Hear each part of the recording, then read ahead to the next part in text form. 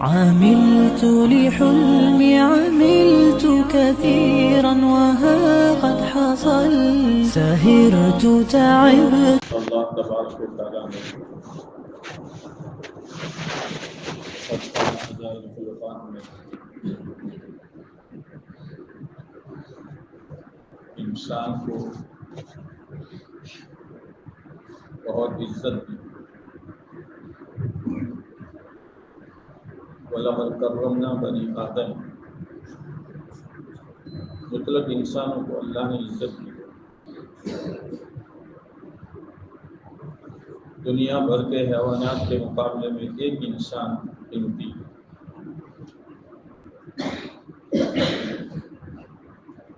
لیکن انسانوں میں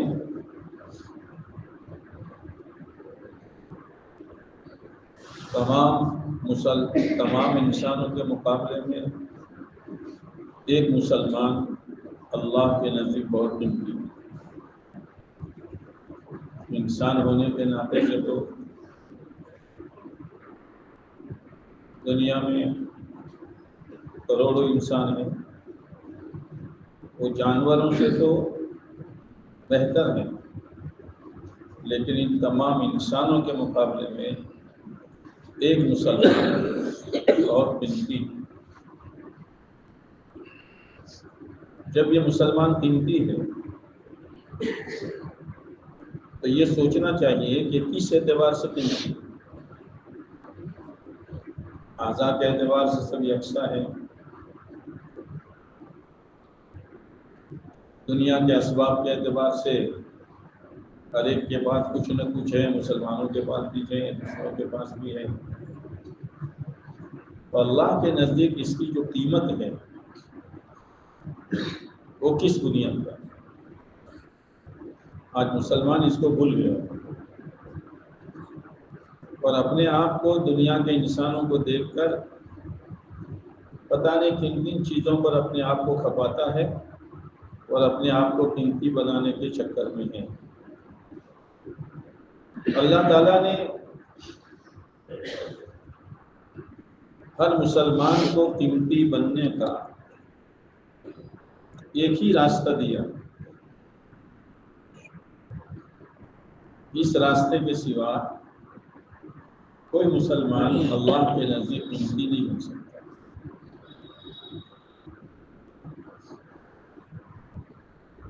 ایک تو ایمان تو ہے اپنی جگہ پر، ایمان کے بغیر تو کوئی عمل ہی نہیں ہے، کوئی نیکی ہی نہیں ہے. لیکن ایمان کے ساتھ اللہ کی یہاں مرتبہ و درجات پانے کے لیے ایک راستہ ہے جس کا اللہ نے خود اعلان کیا تاکہ ہر ایمان والا اس راستے پر چل کر اپنے آپ کو اللہ کے نزدیک قیمتی بنائے. وہ اعلان اللہ کا کیا ہے؟ ان اکرمکم عند اللہ اتقاکم. تم میں، امت کے مختلف طبقات ہیں امت مسلمہ میں، غریب بھی ہیں، مالدار بھی ہیں، کاشتکار بھی ہیں، تاجر بھی ہیں، سروس کرنے والے ہیں، نوکری کرنے والے، سب. تم میں سے میرے نزدیک سب سے زیادہ عزت والا وہ ہے جو تم میں سے مجھ سے زیادہ ڈرنے والا ہو. اس لیے آپ علیہ السلام نے فرمایا انا اخشاکم و اتقاکم. اللہ کے نبی علیہ السلام فرمایا کہ میں تم میں سب سے زیادہ اللہ کی ناراضگی سے ڈرنے والا ہوں اور اللہ کی منع کی ہوئی چیزوں سے تم میں سب سے زیادہ بچنے والا ہوں. انا اخشاکم و اتقاکم للہ. جتنا تقویٰ ہوگا اور اللہ تعالیٰ نے جنت کے بارے میں فرمایا ہے وَأُزْلِفَتِ الْجَنَّةُ لِلْمُتَّقِينَ، یہ جنت تقوی والوں کے لیے۔ اب تقوی کس کو کہتے ہیں؟ تقوی کہتے ہیں اللہ نے جن کاموں کو کرنے کا کہا ہے وہ کام کرے، اور جن چیزوں سے بچنے کا کہا ہے اس سے بچے، یہ تقوی۔ نماز پڑھ رہا، زکوٰۃ دے رہا، حج کر رہا، عمرہ کر رہا، صدقہ خیرات دے رہا، لیکن جھوٹ سے نہیں بچتا، غیبت سے نہیں بچتا، حرام کمائی سے نہیں بچتا، یہ تقوی والا نہیں۔ جھوٹ، غیبت، غبن، دھوکہ، حرام کمائی، بہتان، اس سے بچ رہا ہے لیکن نماز روزہ نہیں ہے، وہ تقوی نہیں ہے۔ جن تقوی والوں کے لیے اللہ نے جنت بنائی ہے، وہ تقوی میں دونوں چیزیں ہیں، کرنے کے کام کرو اور چھوڑنے کا کام چھوڑو۔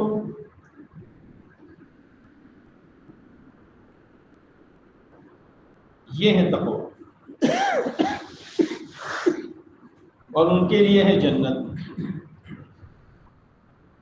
اور دو صفتیں جنتیوں کی اور بیان کی ہیں، لِكُلِّ أَوَّابٍ حَفِيظٍ، کہ جنت کس کے لیے ہے؟ کہ ہر اس شخص کے لیے ہے جو اللہ کی طرف خوب متوجہ ہونے والا ہو۔ خوب اواب، جو جو عمر گزرے، جو جو زندگی گزرے، اس کا رجوع اللہ کی طرف، اس لیے کہ اللہ کے پاس جانا ہے، مر کر تو اللہ ہی کے پاس جانا ہے۔ إِنَّ إِلَىٰ رَبِّكَ الرُّجْعَىٰ، عمر جا رہی ہے، عمر بڑھ رہی ہے، زندگی کے جس ڈگر پر ہے اسی پر ہے، یہ ابواب نہیں ہے۔ لِكُلِّ أَوَّابٍ حَفِيظٍ، کہ جنت ہر اس آدمی کے لیے ہے جو اللہ کی طرف معمولی نہیں، ہر مسئلے میں ہر وقت اللہ کی طرف بہت متوجہ ہونے والا۔ حفیظ، چوکنا، چوکنا یعنی اللہ کے ایک ایک حکم کی حفاظت کرنے والا، موٹے موٹے احکام نہیں۔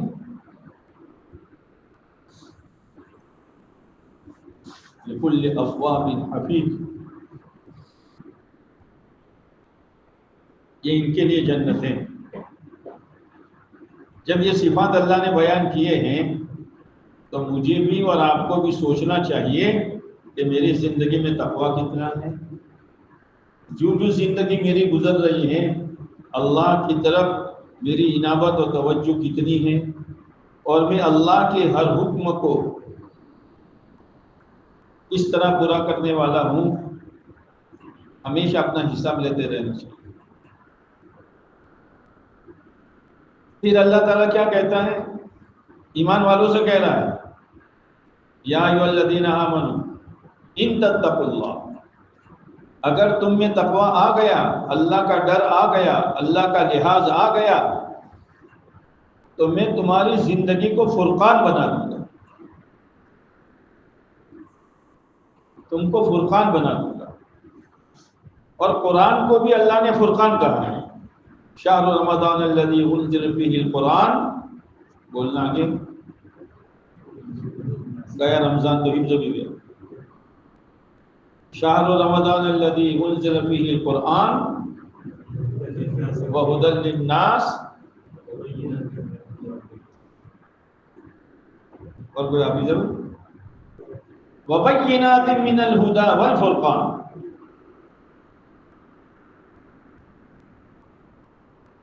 ہم نے قرآن رمضان میں اتارا ہے۔ کیوں اتارا ہے؟ خالی تلاوت کرتے رہو، اور تلاوت بھی اپنی مرضی کی کرتے رہو۔ 5 تو ہوٹ ہلاتے نہیں ہیں، میں نے 5 قرآن ختم کیے، میں نے 10، یہ تو نے قرآن دیکھا، ختم نہیں کیا۔ پڑھنا تو ہوٹوں سے ہوتا ہے، منہ سے ہوتا ہے، منہ تو تیرا بند ہے، ورنہ زبان سے ہوگا، اور یہ تو ہوٹ بنے پتہ نہیں کیا کر رہا، سبیں پڑھ رہا۔ ایک جگہ میں فجر کی نماز میں تھا اور ایک آدمی بہت اہتمام سے آیا، قرآن کھولا اور فٹافٹ میں اس کو اتنا جلدی نہیں پڑھ سکتا، یہ کیا کر رہا ہے، یہ دھوکہ لگا ہے تلاوت کا۔ تلاوت تو زبان سے ہوگی، وہ تلاوت نہیں ہے جو منہ بند کر کے آدمی دیکھتا رہا اور دل میں پڑھ رہا، تلاوت نہیں ہے۔ ہدی للناس، لوگوں کے لیے رہبر بنا کر بھیجا ہے، قرآن کی رہبری میں چلو تو کہیں دھوکہ نہیں کھاؤ۔ قرآن کی رہبری، قرآن کو رہبر بن کر اللہ نے بھیجا ہے۔ ہدی للناس وبینات من الہدی، اور ہدا کیا، ہدایت کیا ہے، اس کی وضاحت ہے۔ والفرقان، قرآن فرقان ہے، اس لیے کہ دنیا میں نیکی اور بدی، حق اور باطل، سنت اور بدعت، حلال اور حرام سب ملے ہوئے ہیں۔ فرق کون کرے گا؟ قرآن۔ اسی لیے قرآن کو فرقان کہا گیا۔ اس کی رہبری میں چلو گے تو قرآن فرقان ہے، وہ تمہیں بتا دے گا یہ سنت ہے، یہ بدعت ہے، یہ نیکی ہے، یہ بدی ہے، یہ حق ہے، یہ باطل ہے، یہ جائز ہے، یہ ناجائز ہے۔ جب تم قرآن کی رہبری میں چلو گے تو اللہ تمہاری ذات کو فرقان بنا دے گا۔ ہر ایک سے کہا کیا مطلب فرقان؟ تمہاری چال میں دوسروں کی چال میں فرق ہوگا، تمہاری نظر میں اور دوسروں کی نظر میں فرق ہوگا، تمہاری کمائی میں اور دوسروں کی کمائی میں فرق ہوگا۔ تم فرقان ہو، تمہاری زندگی نمایاں بن جائے گی۔ اسی لیے اللہ کے نبی علیہ الصلوۃ والسلام نے دو باتیں بتائی ہیں۔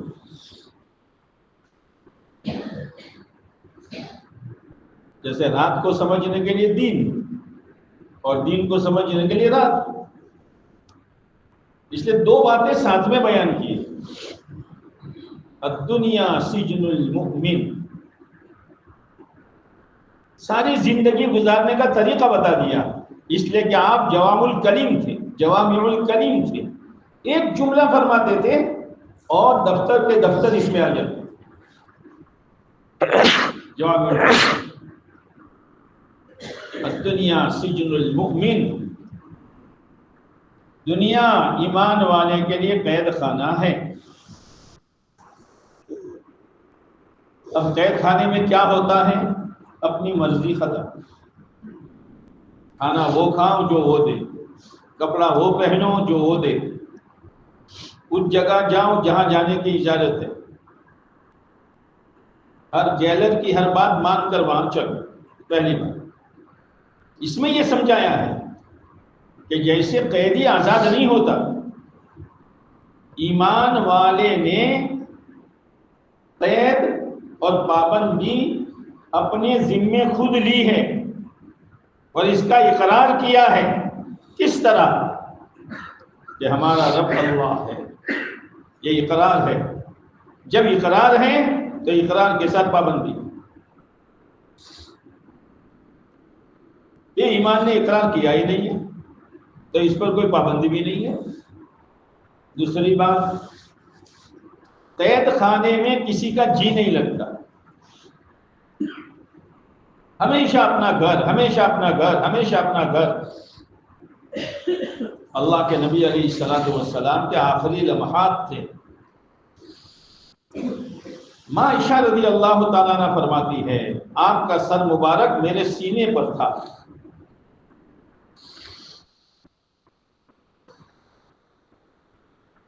اتنے میں میرے بھائی عبداللہ وہ جنگل سے مسواک توڑ کر لائے تھے۔ میرے بھائیوں مسواک کرو، مسواک کرو۔ مسواک کی ایک فضیلت یہ بتائی ہے کہ موت پر کلمہ نصیب ہوتا ہے، یعنی ایمان پر خاتمہ ہوتا ہے۔ آج کل برش نے سب چھوڑ دیا، مسواک سنت ہے۔ ایک تو مسواک کا فائدہ یہ ہے کہ حسن خاتمہ ہوگا، ایک اذان کے بعد کی دعا کا اہتمام، اس سے بھی حسن خاتمہ ہوگا، اس لیے کہ جو اذان کے بعد کی دعا پڑھے گا اللہ کے نبی علیہ السلام اس کی سفارش کریں گے اور سفارش ایمان والے کی ہوگی۔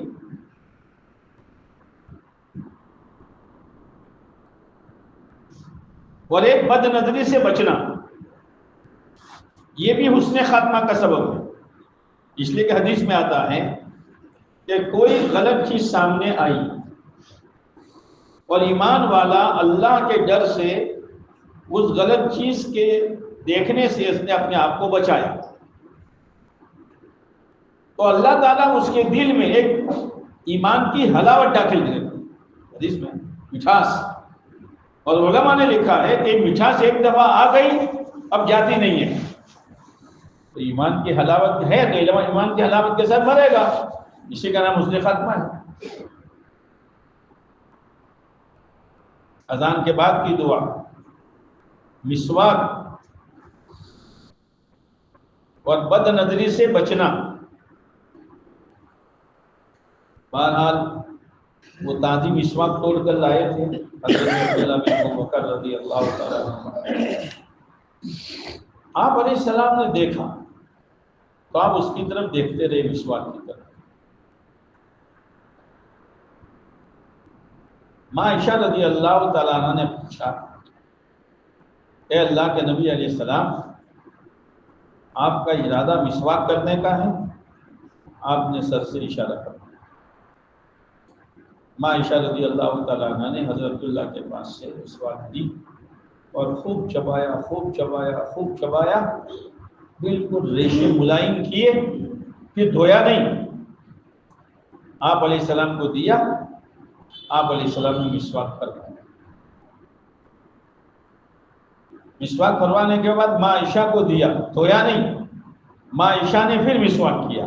اس لیے ماں عائشہ یہ فرماتی تھی، میرے لیے سعادت ہے کہ میرا تھوک اور اللہ کے نبی علیہ السلام کا تھوک ایک ساتھ مل گیا۔ پھر آپ کو پیشاب کی حاجت ہوئی، ایک برتن لایا گیا، آپ علیہ السلام نے حاجت پوری کی اور پھر آسمان کی طرف دیکھا اور یوں کہا، اللہم الرفیق الاعلی، اے اللہ جو فرشتے اوپر ہیں، مبارک جماعت ہیں، میں ان کے ساتھ جانا چاہتا ہوں۔ اور آپ کی گردن ڈھل گئی، آپ کا انتقال ہو گیا۔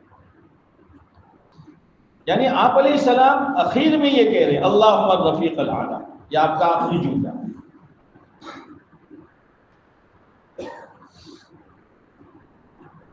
تو اس میں بتایا کہ جیل میں کسی کا جی لگتا نہیں ہے۔ ایک جگہ لکھا ہے کہ اس ملک میں جیل بھر گئی، اب جگہ نہیں تھی قیدیوں کی، یہ طے ہوا کہ کسی نہ کسی بہانے سے قیدیوں کو چھوڑ دو تاکہ جگہ ہو جائے۔ بلایا، کب سے ہو؟ کہ 10 مہینے سے۔ 10 مہینے سے ہو؟ کہاں؟ لو یہ قلم، جاؤ ہدیہ ہے، جاؤ چلے جاؤ۔ ایک کو بلایا، کب سے ہو؟ کہ 6 مہینے سے۔ اچھا، لو یہ گفٹ اور ہدیہ، جاؤ۔ سب کو بلایا، ایک بڑی میاں کو بلایا، بڑی میاں کب سے ہو؟ کہ 20 سال سے۔ وہ سمجھے کہ مجھے تو بہت بڑا ہدیہ ملے گا، 20 سال سے۔ تو اس نے کہا، آپ تو یہی رہو، ہماری پرانی یادگار ہیں آپ۔ یعنی 20 سال سے ہیں لیکن جی نہیں لگ رہا۔ یہ بتایا ہے کہ ایمان والا ہمیشہ اس کی نظر آخرت پر جانا ہے، اللہ کے پاس جانا ہے، اللہ کے پاس جانا ہے۔ تیسری چیز، جب جیل سے چھٹی ہوتی ہے تو طبیعت خوش ہو جاتی ہے، ایمان والے پر جب موت طاری ہوتی ہے تو ایمان والے کا یہ دن خوشی کا ہوتا ہے. اسی لیے کہا گیا ہے کہ موت ایمان والے کا تحفہ ہے. اور موت، الموت جسر یصل الحبیب الی الحبیب، موت ایک پول ہے، ایک بریج ہے جو محبوب کو محبوب سے ملا دیتا ہے. اللہ کا محبوب بنے آدمی، اور اللہ کا محبوب بننے کے لیے ایمان اور تقوی. اللہ کا محبوب ہر وقت اللہ کو خوش کرنے کی جذبہ، اللہ کو راضی کرنے کا جذبہ، کمائے، کاروبار کریں، کھیتی کریں، لیکن اللہ کو نہ بھولیں، اللہ کو نہ بھولیں، اللہ کو راضی کریں. اسی لیے جس نے اللہ کو راضی کیا ہوگا، قرآن مجید میں نفس کی 3 قسمیں بیان کی ہیں. ایک قسم نفس امارہ، ہمیشہ برائی کی طرف لے جانے والا، ہمیشہ. لیکن ایمان والا جب چوکنا ہو کر زندگی گزارے گا، اللہ کی طرف اس کا رجوع ہوگا، توجہ ہوگی، تو یہی نفس امارہ جو برائی کی طرف لے جاتا ہے، یہ نفس لوامہ بنتا ہے. نفس لوامہ، گناہ کے بعد پچھتاوا، میں نے نماز کیوں چھوڑی. پہلے گناہ کے بعد فخر، اب نفس لوامہ ہے، میں نے گناہ کیوں کیا، میں نے نماز کیوں چھوڑی، میں نے فلاں کو گالی کیوں دی، میں نے یہ حرام کاروبار کیوں کیا، میں نے تول میں کمی کیوں کی، میں نے ماں باپ کو کیوں ستایا. نفس لوامہ. پھر محنت کرتے کرتے کرتے نفس مطمئنہ. اللہ کے نبی علیہ السلام نے اللہ سے نفس مطمئنہ مانگا ہے اور اس کی 3 صفتیں بیان کی. نفس مطمئنہ، اس کی حدیث میں 3 قسمیں بیان کی گئی ہیں. پہلی قسم تؤمن بلقاء، اندر کی یہ بات ہو، میں 100 سال جیوں، 1000 سال جیوں، 50 سال جیوں، ملنا تو اللہ ہی سے. تؤمن بلقاء، اور اللہ نے جو کچھ دیا ہے، اللہ نے میرے بارے میں جو فیصلہ کیا ہے، اس پر یہ راضی ہے. وترضى بقضائه. تیسری صفت وتقنع بعطائه، اللہ نے جو کچھ دیا اس پر سنتوش. آج میرے پاس غم ہے، اس کے پاس نہیں، میرا اللہ حکیم ہے، مجھے کچے مکان میں رکھا ہے، اس کی حکمت ہے، مجھے نوکری میں لگایا ہے، اس کی حکمت ہے، مجھے چٹنی روٹی کھلا رہا ہے، اس کی حکمت ہے.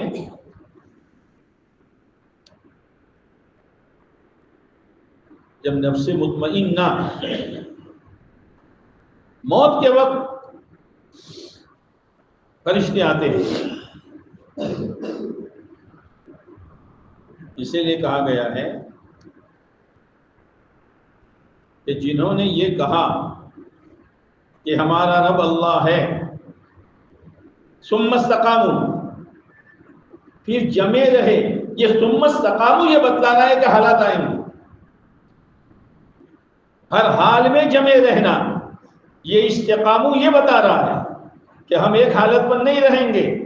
کبھی تندرستی ہوگی، کبھی بیماری ہوگی، کبھی غنا ہوگا، کبھی فقر ہوگا، کبھی چین ہوگا، کبھی بے اطمینانی ہوگی، کبھی آمدنی بہت ہوگی، کبھی آمدنی گھٹ جائے گی.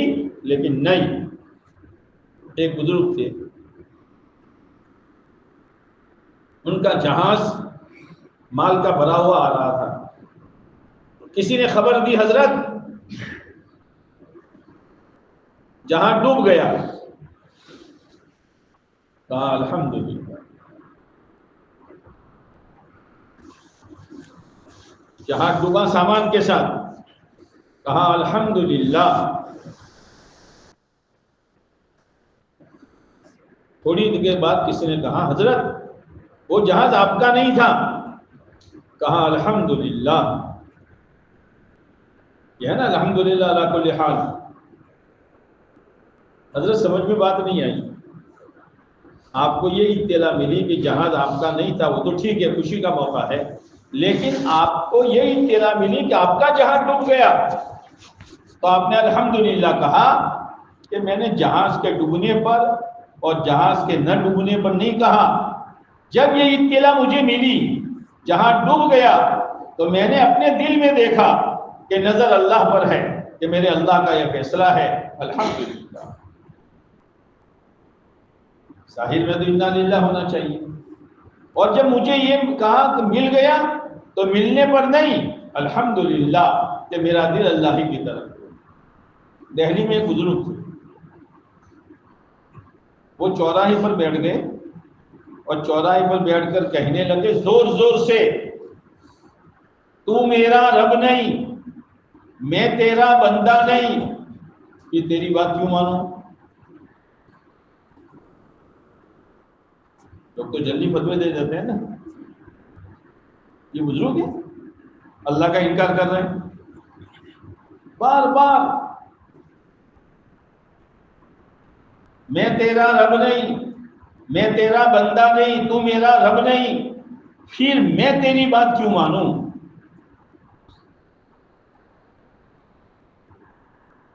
تو لوگ دوسرے اللہ والے کے پاس گئے کہ حضرت ان کے بارے میں سن رہے تھے, اللہ والے یہ تو ایسا کہہ رہے ہیں.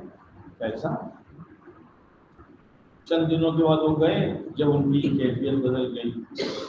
کہا حضرت آپ کے بارے میں مشہور ہے کہ بالکل لوگ صحیح کہہ رہے ہیں, آپ نے ایسا کہا تھا, بالکل کہا تھا اور کئی دفعہ کہا تھا. تو آپ کس بنیاد پر کہہ رہے تھے کہ بھائی صاحب میں تو اپنے نفس سے کہہ رہا کہ تو میرا رب تھوڑا ہے, میں تیرا بندہ تھوڑا ہوں جو تیری بات مانوں.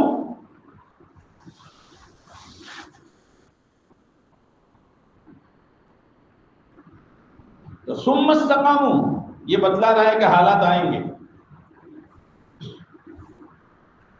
لیکن حالات میں جمع رہا. موت پر فرشتے اتریں گے اور یوں کہیں گے ڈرو مت, غم نہ کرو. اور جو تم کو کہا گیا تھا نا کہ جنت ملے گی, جنت ملے گی, اللہ کے بن کے رہو, اب جنت کی بشارت لے لو جو تم سے وعدہ کیا گیا تھا. ایک نوکر مہینہ پورا کرتا ہے, وہ سیلری اور پگار ملتا ہے تو یا تو جنت کا وعدہ ہے کہ فرقان بن کے رہو, متقی بن کر رہو, اواب بن کر رہو, حفیظ بن کر رہو, نفس پر محنت کرو کہ امارہ سے ہٹ کر لوامہ پر آ جائے اور لوامہ سے ہٹ کر مطمئنہ پر آ جائے.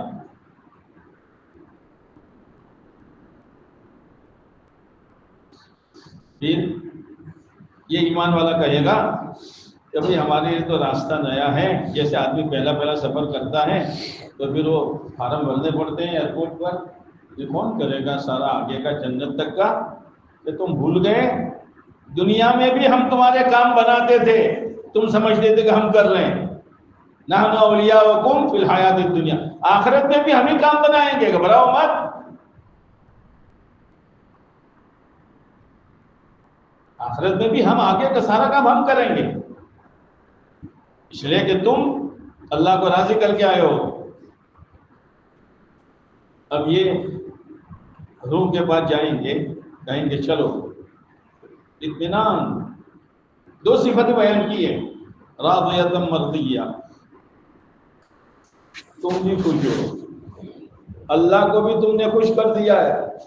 اللہ اتنی قدر کرنے والے ہیں کہ اپنے بندے کی خوشی کو آگے رکھا, راضیہ, اور اپنی خوشی کو بعد میں رکھا. میرا بندہ میرے کہنے پر چلا ہے, جو کرنے کا کہا وہ کیا, بچنے کا کہا اس سے بچا. راضیۃ مرضیہ, وہ ریشم کے رومال میں لپیٹ کر لے جائیں گے. پھر اللہ کہے گا فادخلی فی عبادی وادخلی جنتی, چل اپنے ٹھکانے پر پہنچ جاؤ. یہ اللہ کہے گا فادخلی فی جنتی, میری جنت میں داخل ہو جاؤ, میرے بندوں کے ساتھ اور میری جنت میں داخل ہو جاؤ. یہ محنت کی چیز ہے میرے دوستوں. نفس مطمئنہ، اطمینان، زندگی میں بھی، موت پر بھی، قبر میں بھی، ہر منزل میں اطمینان. لیکن اس کے لیے قیدی بن کر رہنا پڑے گا. کبھی نماز پڑھی، کبھی نہ پڑھی، کبھی فجر کی پڑھی 4 چھوڑ دی، کبھی 3 پڑھی 2 چھوڑ دی، کبھی حلال روزی، کبھی ماحول کا اثر لے کر حرام کاروبار. یہ نہیں، قیدی کی طرح رہو. اور کافروں سے کیا کہا؟ جنت ہے، باغ ہے، باغ میں کوئی پابندی نہیں ہوتی. اگر باغ میں پابندی ہو تو باغ کا ہی تھا. ہاں 2 پابندی ہوتی ہے، پھول نہ توڑو، پتی نہ توڑو. باقی گھومو، کوئی پابندی نہیں ہے ان کے لیے. پابندی ایمان والے کے لیے ہے، اس لیے کہ اللہ اس کو اپنا ولی بنانا چاہتا ہے. اور ہر ایمان والا اللہ کا ولی ہے. اسی لیے کہتے ہیں کسی ایمان والے کو ہلکا مت سمجھو. ہر ایمان والے میں اللہ کی ولایت چھپی ہوئی ہے. کسی نیکی کو ہلکا مت سمجھو. ہر نیکی میں اللہ کی رحمت چھپی ہوئی ہے. اور کسی گناہ کو ہلکا مت سمجھو.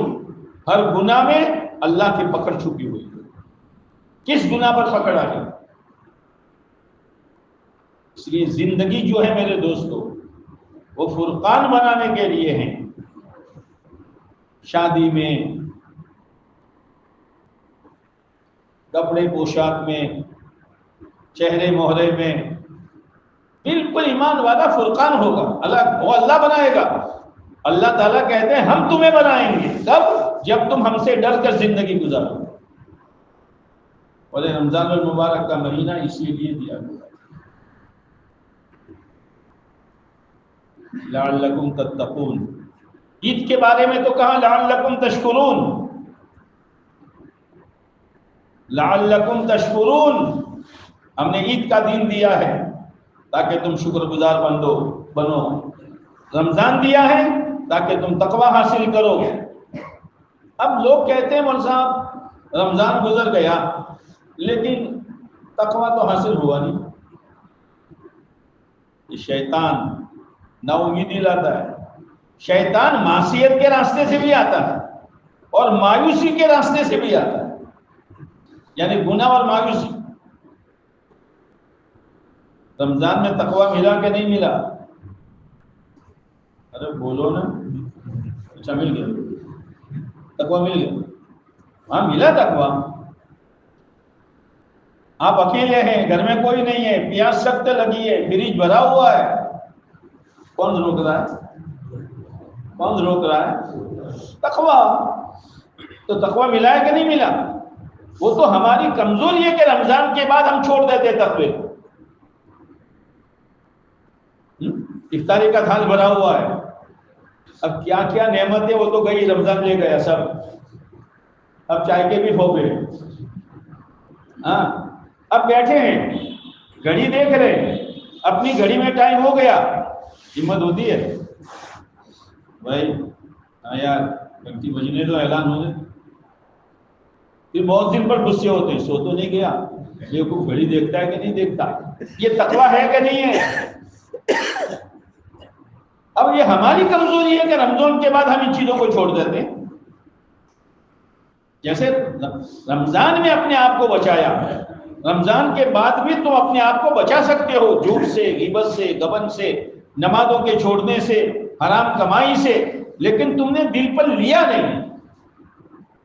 ایک آدمی نے کہا ایک بزرگ کے پاس آ کر کہ حضرت نماز کے بارے میں اللہ نے کہا ان الصلاۃ تنہی عن الفحشاء والمنکر، کہ نماز گناہ اور بے شرمی بھی حیائی سے روکتی ہے. حضرت مجھے تو روکتی نہیں ہے، نماز پڑھتا ہوں جھوٹ بھی بولتا ہوں، نماز پڑھتا ہوں چوری بھی کرتا ہوں، نماز پڑھتا ہوں بد نظری بھی کرتا ہوں. اب یہ کہ تیری نماز کا ٹھکانا نہیں ہے، تیرا نماز میں دھیان نہیں ہے. لیکن اللہ والوں کے جواب الگ الگ ہوتے ہیں.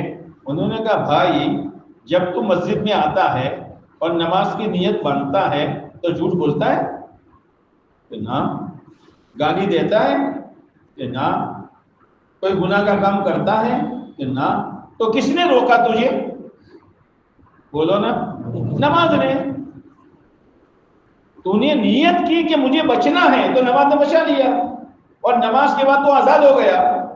اللہ کا قرآن کہہ رہا ہے کہ نماز بے حیائی بے شرمی سے بچاتی ہے، اس میں تو کوئی شک ہے نہیں۔ اس لیے رمضان جو آیا گیا نہیں ہے۔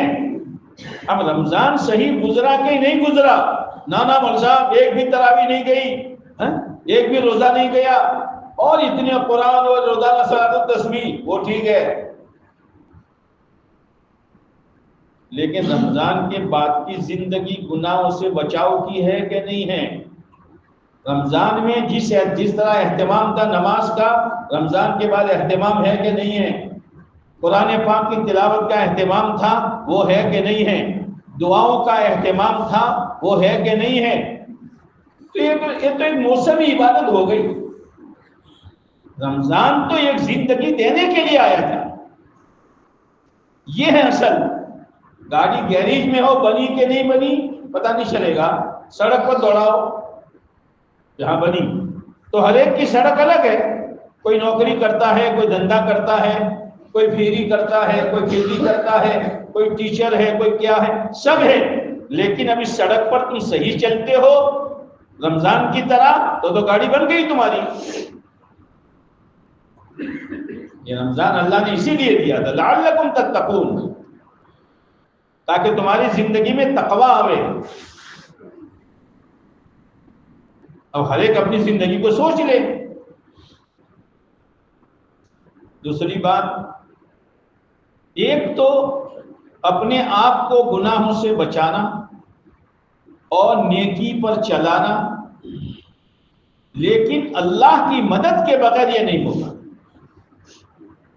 اسی لیے کہا گا ایاک نعبد، یاد ہے کہ نہیں آگے، وَإِيَّاكَ نَسْتَعِينُ، عبادت کرتے ہیں مولا لیکن تیری ہی مدد چاہتے ہیں، تیری مدد کے بغیر تو کچھ ہوگا نہیں۔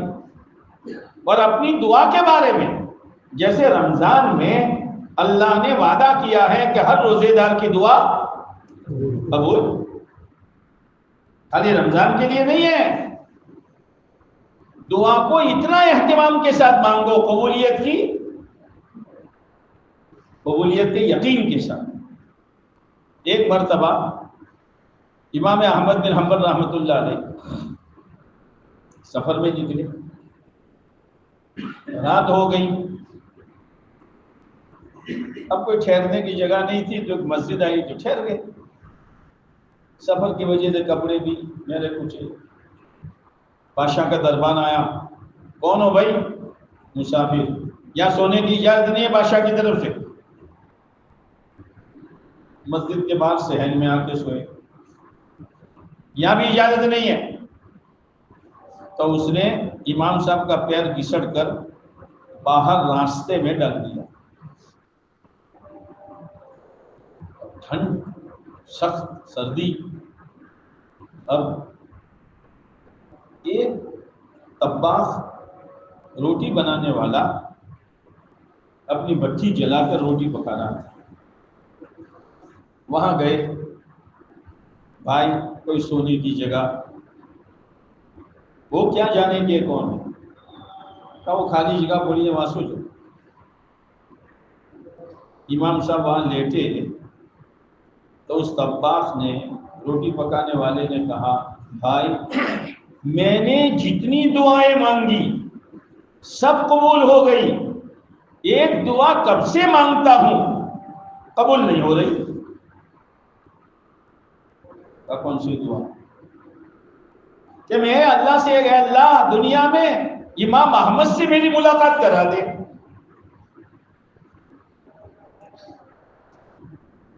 امام صاحب اٹھے اور گلے لگا دیا، یہ ہے احمد بن حنبل، اللہ نے تیری دعا کو قبول کرنے کے لیے اور اس کا نتیجہ دکھلانے کے لیے وہ بھیجا دربان، مسجد سے نکالا، صحن سے نکالا، گھسٹ کر صحن میں باہر میدان میں ڈالا، پھر میں یہاں آیا، یہ تیری دعا کی قبولیت کا نتیجہ بتلانے کے لیے اللہ نے ایسا کیا۔ ایمان والے کی دعا اللہ قبول کرتا ہے۔ اللہ نے اسی لیے کہا پیارے نبی میرے بندے میرے بارے میں پوچھے وَإِذَا سَأَلَكَ عِبَادِي، میرے بارے میں میرے بندے پوچھے کہ ہمارا رب کہاں ہے، تم کہہ دو دور نہیں ہے. وَإِذَا سَأَلَكَ عِبَادِي عَنِّي فَإِنِّي قَرِيبٌ، میں تو تمہارے شہ رگ گردن کی رگ سے بھی زیادہ قریب ہوں. پکارو تو صحیح، اجیب دعوت الداعی اذا دعان، میں پکارنے والے کی پکار کو قبول کرتا ہوں. دعا اور نیک عمل، دعا اور نیک عمل، اور پھر گناہوں سے بچنا، اللہ کی طرف ابواب ہونا اور اللہ کے ایک ایک حکم کی حفاظت کرنا. لیکن اس کے لیے طاقت چاہیے، ایمان، ورنہ زبان پر باتیں رہے گی، آوازیں کانوں کے پردوں تک رہے گی اور مفہوم کھوپڑی میں رہے گا، زندگی اس سے خالی. اس لیے اللہ نے محنت دی ہے، معمولی مت سمجھنا. لگے رہو چلتے رہو، لگے رہو چلتے رہو، بالکل چھوڑ مت دو اس کو. اپنے گھر میں اس کو داخل کرو، اپنے گھر میں. اسی لیے جو آیت ہے نا کنتم خیر امہ، ہم ترجمہ کرتے ہیں تم بھلی امت ہو، ترجمہ صحیح نہیں. حیات الصحابہ میں مولانا یوسف صاحب رحمۃ اللہ علیہ نے پہلے قرآن کی آیت بیان کی ہے، پھر حدیث بیان کی ہے، پھر صحابہ کے آثار اور اقوال بیان کیے. ان آثار میں حضرت عمر رضی اللہ عنہ کا قول بیان کیا کہ حضرت عمر یہ فرما رہے رضی اللہ تعالیٰ عنہ، یہ کنتم ہے یعنی تم بلی امت تھی، تم ہو انتم تو انتم ہوتا.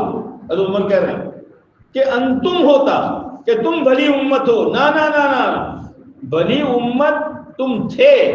صحابہ سے کہا جا رہا ہے اب کوئی بھلی امت میں داخل ہونا چاہے اور اس کا مصداق بننا چاہے تو تامرون بالمعروف وتنہون عن المنکر، یہ محنت کرے گا تو بھلی امت میں داخل ہوگا. حضرت عمر کا قول ہے، دیکھ رہے ہیں تو صحابہ میں سب کے لیے نہیں ہے. اللہ کا شکر ہے، اللہ کا احسان ہے کہ اللہ نے اس محنت میں ہمیں لگایا ہے. کہو الحمدللہ، تاکہ ہم بھی اس خیر امت میں داخل ہو جائیں. اور یہ امت کا فریضہ بتلایا ہے کہ تم یہ محنت کرو، اس لیے کہ ہر نبی اپنے زمانے میں محنت کرتے تھے، بعد میں پیچھے والے اپنے اصحاب اور حوارین کے حوالے کرتے تھے. اللہ کے نبی علیہ السلام نے محنت فرمائی اور یہ محنت اپنے صحابہ کے حوالے کی، اس لیے کہ پیارے نبی علیہ السلام قیامت تک تو رہنے والے نہیں تھے، اور آپ کی نبوت قیامت تک کے انسانوں کے لیے، تو پھر قیامت تک کے انسانوں کے لیے دین کیسے پہنچے گا کہ اللہ نے یہ نعمت اس امت کو دی ہے کہ اس کے واسطے سے قیامت تک یہ دین پہنچے گا اور یہ امت خیر امت میں داخل ہو جائے گی. یہ امت کنتم خیر امہ اخرجت للناس تأمرون بالمعروف وتنہون عن المنکر وتؤمنون باللہ. میرے بھائیو ایک محنت ہے، کرتے رہو، اللہ سے مانگتے رہو، اپنی اولادوں کو اس پر ڈالتے رہو. اس کے دو فائدے ہیں، یہ فتنوں سے بھی بچائے گی، یہ فتنوں سے بھی بچائے گی اور یہ نیکی کی طرف لائے گی. یہ چھری ہے، چھری کون سی چھری؟ ناریل کاٹنے والی. کون سی چھری؟ ناریل کاٹنے والی. ناریل کاٹنے والی چھری کو جتنا ناریل کاٹو گے اتنی تیز ہوگی. ناریل کاٹنے والی چھری کو جتنا اس کے ذریعے سے ناریل کاٹو گے جتنی وہ تیز ہوگی. ایسی یہ امت جتنی قربانی دے گی اس کا ایمان تیز ہوگا، اس کا تقوی تیز ہوگا، اللہ کی طرف رجوع تیز ہوگا، نیکیوں کی طرف بڑھاؤ ہوتا چلا جائے گا، اور ہوتے ہوتے نفس امارہ سے بچ کر نفس لوامہ، اور نفس لوامہ سے بچ کر نفس مطمئنہ ہو گیا کام. کرو گے؟ ہاں، ترتیب توڑو مت، آگے پیچھے ہو جائے کوئی حرج نہیں ہے، لیکن بالکل کیا اس کام کو چھوڑ دینا صحیح نہیں ہے. نقصان اپنا ہے، نقصان اپنا ہے. اس کام کے ساتھ جڑے رہو، اپنے اولادوں کو جوڑتے رہو، اور یہ اعمال دعوت، یہ اعمال ہدایت ہے. اور ہمارے سب سے بڑی ضرورت میرے دوستو ہدایت ہے، سب سے بڑی ضرورت. ایک مرتبہ آپ علیہ السلام ایک پہاڑ پر تھے، صدیق اکبر رضی اللہ تعالیٰ عنہ بھی تھے، حضرت عمر رضی اللہ تعالیٰ عنہ بھی تھے۔ پہاڑ ہلا، آپ نے فرمایا ٹھہر جا، علیک نبی و صدیق و شہید، تیرے اوپر نبی ہے، صدیق ہے اور شہید ہے۔ پہاڑ ڈوب گیا۔ اس پر علماء نے لکھا ہے اس زمانے میں ہم نبی علیہ السلام کو کہاں سے لائیں گے، صدیق اکبر کو کہاں سے لائیں گے، عمر فاروق کو کہاں سے لائیں گے، لیکن پیارے نبی علیہ السلام والی محنت صدیقی قربانی کے ساتھ اور فاروقی ترتیب کے ساتھ اس زمانے میں بھی امت کرے گی تو یہ خالی پہاڑ کا زلزلہ نہیں، عالمی زلزلوں کو ختم کرنے کی اس میں طاقت ہے۔ حضرت عمر رضی اللہ تعالیٰ عنہ نے ایک صحابی رضی اللہ تعالیٰ عنہ سے مجھے نصیحت کرو۔ آج تو ہر ایک پر پتہ نہیں اپنے آپ کو کیا سمجھتا ہے۔ کبھی ہم نے کہا کسی سے بھائی نصیحت کرو، نصیحت کرو، تو صحابی رضی اللہ عنہ کا عمر حشر کا میدان ایسا ہوگا کہ اگر کسی کے پاس 70 نبیوں جیسے اعمال ہوں گے وہ بھی گھبرا رہا ہوگا کہ پتہ نہیں نجات ہوگی کہ نہیں ہوگی۔ 70 نبیوں کی طرف حضرت عمر رضی اللہ عنہ جا رہے ہیں صحابہ کے ساتھ، اپنے ساتھیوں کے ساتھ، ایک گڑیا ملی اور کہنے لگی قف یا عمر، اے عمر ٹھہر جا، کہاں لپکا جا رہا امیر المومنین کو، قف یا عمر۔ اب وہ جو ساتھ میں تھے، کون ہے یہ؟ اس عورت نے کہا عمر میں تیرے 3 دور جانتی ہوں۔ حضرت کچھ نہیں، ایک دور تیرے بچپن کا جس میں لوگ تجھے امیری امیری کہتے تھے، نام ہوتا ہے بچپن میں آپس میں، امیری امیری کہتے تھے، معلوم ہے؟ یہ معلوم ہے، ہم ہوتے تو اب چھوڑنا ساری چیزیں، اب وہ تو بچپن کا زمانہ تھا، اب میں امیر المومنین بن گیا۔ دوسرا دور، تو جوان تھا، تو جوان تھا، تیرے گھر والے تیرے حوالے اونٹ کرتے تھے، تو لمبا بانس اور اوپر لوہے کا آنکڑا لے کر جاتا تھا اونٹ چرانے۔ اسی لیے ایک دفعہ حضرت عمر جا رہے تھے ساتھیوں کے ساتھ اور ایک درخت آیا تو اس سے لپٹ کر رونے لگے، کہا امیر المومنین کیا ہوا؟ یہی درخت ہے جہاں میں اونٹ چرانے آتا تھا اور اونٹ مجھ سے سنبھلے نہیں جاتے تھے، آج اللہ کا کرم ہے کہ پوری رعیت میرے قبضے میں ہے۔ یہ میرا کمال نہیں ہے، اگر میرا کمال ہوتا تو پہلے ہی دن سے ہوتا، یہ تو ایمان کا کمال ہے۔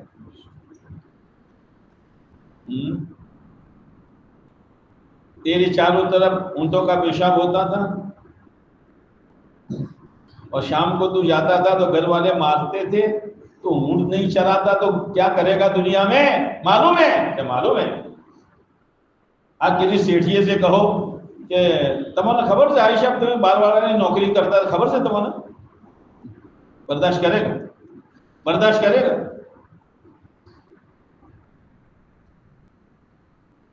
تیسرا دور ہے عمر، اللہ نے تجھے امیر المومنین بنایا ہے، اتق اللہ فی رعیتہ، اللہ کی مخلوق کے بارے میں خدا سے ڈرتے رہنا۔ اتنے روئے اتنے روئے اتنے روئے، داڑھی تر ہو گئی۔ اب وہ ساتھی اس بڑھیا کو روکنے لگے، کتنا رلائے گے امیر المومنین کو؟ تو حضرت عمر رضی اللہ عنہ رو رہے تھے، بولنے کی شکت نہیں تھی، تو اشارہ کیا کچھ مت کہو۔ جب اپنے آپ کو سنبھالا، تم جانتے ہو یہ عورت کون ہے؟ یہ خولہ بنت ثعلبہ ہے رضی اللہ تعالی عنہا۔ اس کے شوہر نے اس کے ساتھ زہار کا معاملہ کیا تھا۔ زہار کہ کوئی آدمی یوں کہہ دے اپنی بیوی کو کہ تو میری ماں کی پشت کی طرح ہے، ہمیشہ کے لیے حرام، کوئی ہیلا نہیں، کچھ نہیں، حلال والا کچھ نہیں۔ اب وہ آئیے اللہ کے نبی علیہ السلام کے پاس، اے اللہ کے نبی علیہ السلام، میرے شوہر نے میرے ساتھ یہ کیا، میرے چھوٹے چھوٹے بچے ہیں، شوہر کے حوالے کرتی ہوں، سنبھال نہیں پائے گا، اب میں کیا کروں گی، کچھ کرو۔ اللہ کے نبی علیہ السلام پر میں کچھ نہیں کر سکتا، یہ تو اللہ کا حکم ہے۔ بار بار کہتی رہی، لیکن وحی کے بغیر اللہ کے نبی علیہ السلام نہیں فرماتے کچھ۔ پھر اس نے اللہ سے کہا 28ویں پارے میں، لقد سمع اللہ قول التي تجادلك في زوجها وتشتكي الى الله والله يسمع تحاوركما، اللہ نے سن لی اس کی بات۔ تو حضرت عمر نے کہا جو اللہ اس عورت کی بات ساتوں آسمان کے اوپر سے سن رہا ہے، عمر اس عورت کی بات زمین پر نہیں سنے گا۔ اپنی فکر، اپنی فکر، اپنی آخرت۔ میرے دوست، یہ محنت ہے، مقامی محنت بھی کرو، سالانہ ترتیب بھی بناؤ، اپنے بچوں کی ترتیب بناؤ، اپنے گھر میں اعمال دعوت کو داخل کرو، اپنی عورتوں کا دینی ذہن بناؤ۔ یہ ہمارے ذمے ہیں، خالی نماز پڑھنا کافی نہیں ہے ان کا، ورنہ باہر کا ماحول ان کو کھا جائے گا اندر سے ان دیو کی طرف۔ ظاہر میں نماز ہوگی، باقی کچھ نہیں ہوگا۔ اس لیے میرے بھائیوں، ایک محنت ہے، ایک تقاضا ہے۔ رمضان سے پہلے ایک تقاضا تھا، الحمدللہ حلقے والوں نے دل پر لیا، ہمارے اللہ نے روانہ کی۔ اب یہ شوال کا تقاضا کچھ ایسا ہے کہ رمضان کے بعد کچھ تھوڑی سی سستی آ جاتی ہے، تھوڑا سا جمود آ جاتا ہے، لیکن ہم دل پر لیں گے، ہمت کریں گے، کوشش کریں گے، تو اللہ کی طرف سے امید ہے کہ یہ تقاضے بھی پورے ہو جائیں گے انشاءاللہ، اور جمود بھی ٹوٹے گا، اور آگے کے دوسرے تقاضے بھی اللہ آسان کرے گا۔ تیار ہو؟ عملت لحلمي عملت كثيرا وها